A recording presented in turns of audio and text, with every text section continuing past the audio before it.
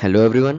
तो आज के वीडियो में हम देखेंगे section 17 transfer of property act का, जो कि बात करता है रूल अगेंस्ट अक्यूमुलेशन और डायरेक्शन अगेंस्ट अक्यूमुलेशन की। तो अक्यूमुलेशन वर्ड से आपको समझ में आ रहा होगा कि इसका क्या मतलब है, किसी भी चीज को एक्यूमुलेट करना। तो यहाँ पर एक्यूमुलेशन का मतलब है कि जो इनकम प्रॉपर्टी से जनरेट हो रही है, अब कैसे जनरेट हो सकती है, रेंट के फॉर्म में, इनकम के फॉर्म में, प्रोड्यूस के फॉर्म में, या किसी और तरीके से।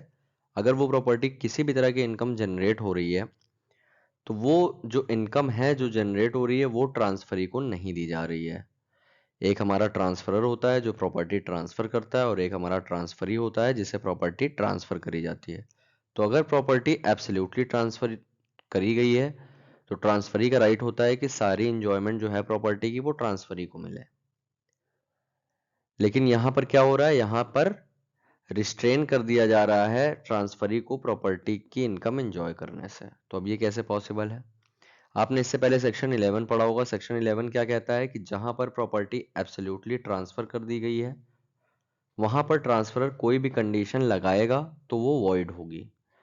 और अगर किसी भी तरह से ट्रांसफरर ट्रांसफरी को एंजॉयमेंट से रोकेगा प्रॉपर्टी के, तो वो कंडीशन वॉइड हो जाएगी और ट्रांसफरी बाउंड नहीं है इस कंडीशन से। तो इसी सेक्शन 11 का एक्सेप्शन है आपका सेक्शन 17, जहां पर ट्रांसफरर रिस्ट्रिक्ट कर रहा है ट्रांसफरी के राइट को और किसी भी तरह का बेनिफिट प्रॉपर्टी से लेने का। मतलब यहां पर किसी भी तरह से कोई भी बेनिफिट प्रॉपर्टी का ट्रांसफरी को नहीं दिया जाएगा। और ये किस केस से आया है? ये जो पूरा सेक्शन है ये बेस्ड है एक इंग्लिश केस लॉ से, जिसको कहते हैं हम थेल्यूसन वर्सेस वुडफोर्ड। इसका साइटेशन आप लिख सकते हैं अपने सेमेस्टर्स में, और अगर आपको इसके फैक्ट्स जानने हैं तो आप गूगल से सर्च करके लिख सकते हैं। हमको इतना इंपॉर्टेंट लगा तो हमने मेंशन कर दिया। तो अब ये क्वेश्चन राइज होता है कि अगर ट्रांसफरी के राइट को हम रिस्ट्रिक्ट कर रहे हैं, तो उसको प्रॉपर्टी देने का बेनिफिट क्या होगा और कब तक हम इस राइट को रिस्ट्रिक्ट कर सकते हैं। तो सेक्शन 17 इस चीज का आंसर देता है कि हम कब तक ट्रांसफरी का जो राइट है प्रॉपर्टी को एंजॉय करने का, उसे रिस्ट्रिक्ट या पोस्टपोन कर सकते हैं। तो सेक्शन 17 में दो कंडीशन दी गई हैं, आगे हम उन दो कंडीशन को देखते हैं। तो ये बताता है कि कब तक हम ट्रांसफरी के राइट को रेस्ट्रिक्ट कर सकते हैं कि वो किसी भी तरह की इनकम प्रॉपर्टी से जो जनरेट हो रही है उसे एंजॉय ना कर सके। दो कंडीशन है, या तो लाइफ ऑफ द ट्रांसफरर या तो period of 18 years from the date of transfer, और इन दोनों में से जो लॉन्गर है वहां तक हम रेस्ट्रिक्ट कर सकते हैं। एक इलस्ट्रेशन से समझते हैं। देखिए यहां पर हो क्या रहा है, प्रॉपर्टी ए की है, प्रॉपर्टी दी जा रही है किसे, बी को। लेकिन जो इस प्रॉपर्टी से, सपोज करिए इसके पास ये प्रॉपर्टी है, इस प्रॉपर्टी से जो इनकम जनरेट हो रही है ये किसे दी जा रही है? ए का डायरेक्शन है कि ये जो इनकम जनरेट हो रही है दी जाएगी एक थर्ड पर्सन को, जो कि है सी। तो यहां पर सेक्शन 17 बात कर रहा है कि अगर सी को हम बेनिफिट दे रहे हैं और बी इस प्रॉपर्टी से बेनिफिट नहीं ले सकता है, तो इस बेनिफिट को हम कहां तक पोस्टपोन कर सकते हैं, रिस्ट्रिक्ट कर सकते हैं, क्या लॉन्गर ड्यूरेशन है कि बी को बेनिफिट ना मिले। तो ये जो दो कंडीशन दी हुई हैं, एक पहला कि लाइफ ऑफ द ट्रांसफरर, मतलब ए के पूरे लाइफ टाइम में, ठीक है, ए के पूरे लाइफ टाइम में, या तो 18 ईयर्स। इन दोनों में से जो भी लॉन्गर ड्यूरेशन होगा वहां तक हम रेस्ट्रिक्ट कर सकते हैं बी के राइट ऑफ एंजॉयमेंट को। इससे ज्यादा, इन दोनों कंडीशन से ज्यादा अगर कोई भी कंडीशन आप लगाते हो तो वो क्या हो जाएगी, वो हो जाएगी वॉइड। एक इलस्ट्रेशन से समझते हैं। ए ने गिफ्ट करा अपना हाउस बी को 1830 में, और ए ने डायरेक्ट किया कि income from house to be given to C till 1860। क्या हो रहा है यहां पर, ए ने एक हाउस दिया किसे, बी को, और बोला कि जो इनकम जनरेट होगी बी से वो सी को कब तक देना है,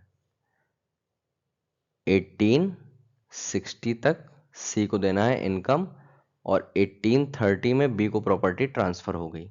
तो यहां पर पॉज करिए, अगर कॉन्सेप्ट समझ में आ गया तो कंडीशन आपको दे रहे हैं, आपको आंसर करना है कि अगर ए 1840 में मर जाता है तो कब तक उसको प्रॉपर्टी में ले, कब तक आप पोस्टपोन कर सकते हैं, और अगर A 1858 में मर जाता है तो कब तक, और अगर A 1865 में मर जाता है तो कब तक।